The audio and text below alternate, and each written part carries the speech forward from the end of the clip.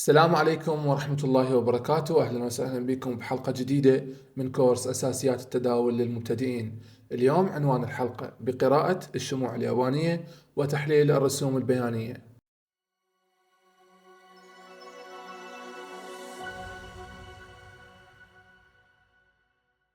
بهاي الحلقة راح نتعلم أحد أهم أساسيات التحليل الفني وهو قراءة الشموع اليابانية. راح نتعرف على مكونات الشموع اليابانية وأهم الأنماط اللي تتميز بيها وشلون نقدر نستخدمها بالتحليل الفني وفهم اتجاه الأسواق. طبعا الشموع اليابانية هي أداة تصويرية تسهل فهم حركة السعر وتساعدك حتى تتخذ قرار تداول مدروس. لا تنسى تتابع قناتي على التليجرام حتى تحصل على توصيات وتحليلات ومحتوى مقدم إليك يساعدك بهاي الرحلة. الرابط موجود في وصف المقطع. الشموع اليابانية هي نوع من الرسوم البيانية يمثل حركة السعر خلال فترة زمنية معينة. شنو هذا الكلام؟ شنو يعني؟ احنا التشارت او الرسم البياني يتكون عبارة عن شمعة صاعدة تكون باللون الأخضر عادة وشمعة هابطة تكون باللون الأحمر عادة. الرسم البياني هو عبارة عن يتكون من هذا النموذج. الرسم البياني هو عبارة عن شموع مجمعة تشبه هاي الشموع، وأكيد كل شمعة إلها ميزاتها وأكو أنماط معينة تتميز بها الشموع اليابانية. نجي أولا هاي الشمعة اليابانية بشكل مفصل. أولا نحكي على سعر الافتتاح، هذا مثال للشمعة اليابانية الصاعدة. هنا عندنا الشمعة اليابانية الصاعدة، هذا الخط هنا يمثل سعر الافتتاح الأوبن، وهذا الخط يمثل سعر الإغلاق مال شمعة بغض النظر عن الفريم اللي تمثله الشمعة. هنا تشوفون هذا الخط، هذا أعلى سعر وصل أو أعلى نقطة وصلت إلها السعر. أكيد راح ترسم بالشمعة وتمثل نقطة الهاي، أو هاي النقطة وتمثل نقطة اللو أقل سعر وصلت الشمعة اليابانية. هذا الكلام طبقوه على الشمعة الهابطة، سعر الافتتاح يصير من الأعلى وسعر الإغلاق يصير من الأسفل، والهاي واللو يبقى نفسه، ماكو مشكلة. ننتقل إلى مكونات الشمعة اليابانية. من شنو تتكون الشمعة اليابانية بنفسها؟ أولا الجسم الحقيقي أو البادي، هذا الجسم الأحمر والأخضر. قبل شوية احنا حكينا انه الشمعة هاي كاملة بها هذا يسمونه ذيل او السعر او الخط اللي يمثل اعلى نقطة او ادنى نقطة وصل الى السعر. هذا هو بدي الشمعة. اوكي، هذا هو البدي بدون الذيول. اولا يعبر عن الفرق بين سعر الافتتاح وسعر الاغلاق. إذا كان الإغلاق أعلى من الافتتاح تكون الشمعة صاعدة، وعادة ما تكون باللون الأخضر أو الأبيض، مثل ما تشوفون جسم الشمعة يكون لونه أخضر. أما إذا كان الإغلاق أقل من الافتتاح راح تكون الشمعة هابطة، وعادة ما تكون باللون الأحمر. ثانيا الظلال أو الشادوز. الظلال هذا الخط الأبيض اللي تشوفونه بنهاية الشمعة وبدايتها. الظل العلوي اللي هو هذا يمثل أعلى سعر وصلت إلى الشمعة، والخط السفلي الأبيض هذا يمثل أقل سعر أو أدنى سعر وصلت إلى الشمعة. إذا نجي هنا تشوفون هذا الهاي وهذا اللو، هذا هو الشادو أو خط الظلال، أو إحنا نسميه بالعامية الذيل اللي وصل إلى السعر. طيب، أنواع الشموع اليابانية الشائعة وأهم الأنواع، يعني هاي يعني نماذج معينة الأهم الأنواع مال الشموع اليابانية.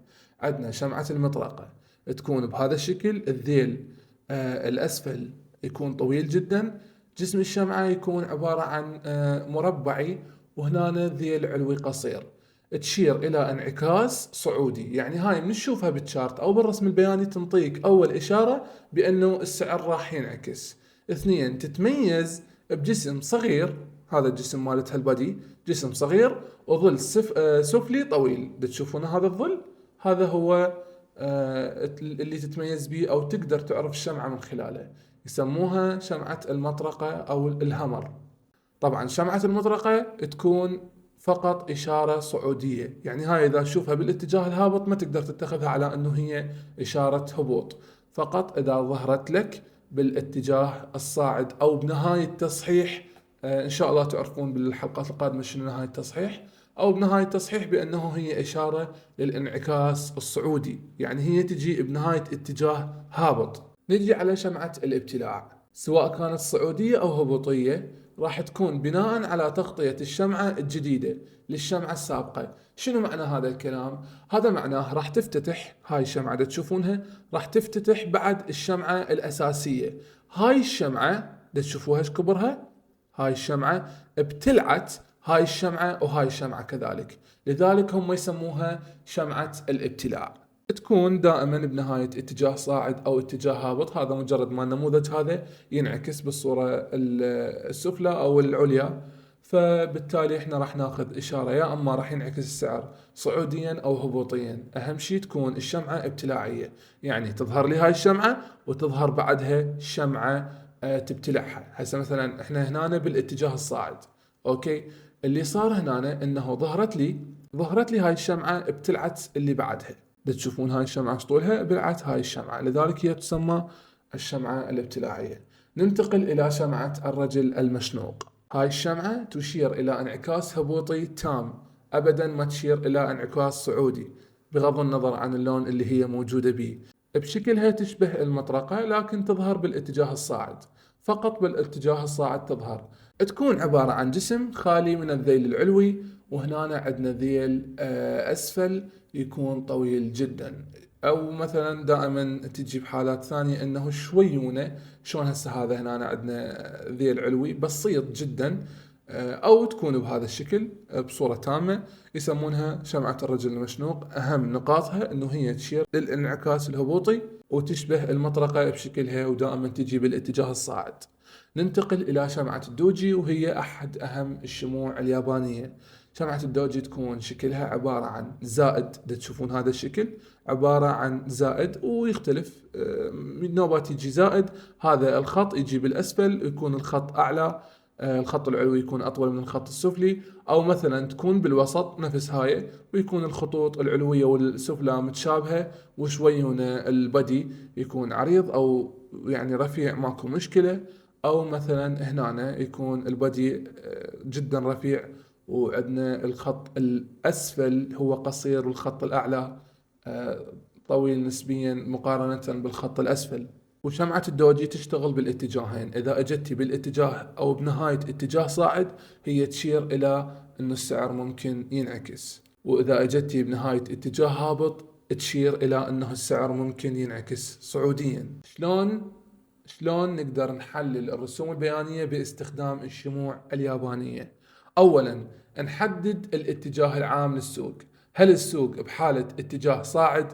هل السوق بحالة اتجاه هابط؟ أو مثلا السوق يتحرك عرضيا؟ احنا عندنا ثلاث اتجاهات للسوق، يا أما يكون صاعد، يا أما يكون هابط، يا أما يكون بهذا الشكل عرضي. ثانيا البحث عن الأنماط، نقدر نستخدم الشموع اليابانية أو أنماط الشموع اليابانية حتى نقدر نتوقع الانعكاسات أو استمرار الاتجاهات السعرية. ثالثا الدمج مع المؤشرات الأخرى، نقدر ندمج الشموع اليابانية مع خطوط الدعم والمقاومة أو المؤشرات مثل مؤشر ال RSI حتى نحسن من دقة دخول الصفقات. المؤشرات والدعم والمقاومة ذني إن شاء الله راح نشرحهن بكورس التحليل الفني. احنا حاليا في طور التحليل او الكورس اللي خاص بالاساسيات او اساسيات المبتدئين، فلا تشيلون هم اذا قريتوا مصطلح، كلهن مسجلات وكلهن راح يتم شرحهن لكم سابقا او تاليا ان شاء الله. وصلنا الى نهاية الحلقة، تعرفنا بهاي الحلقة على الشموع اليابانية واهميتها بفهم حركة السوق. ثانيا فهمك للشموع اليابانية راح يساعدك هواي انك تتخذ قرارات تداول اكثر وعيا واكثر دراسة واكثر دقة. أكيد لا تنسى أنه تشترك بقناة التليجرام، راح تحصل هواية من التوصيات وهواية من الميزات وهواية من العروض وهواية من التحليلات والمحتوى والمعلومات. رابط القناة راح يكون في وصف المقطع. كان وياكم أخوكم أمين، وصلنا إلى نهاية الحلقة، انتظرونا بالحلقة القادمة، والسلام عليكم ورحمة الله وبركاته.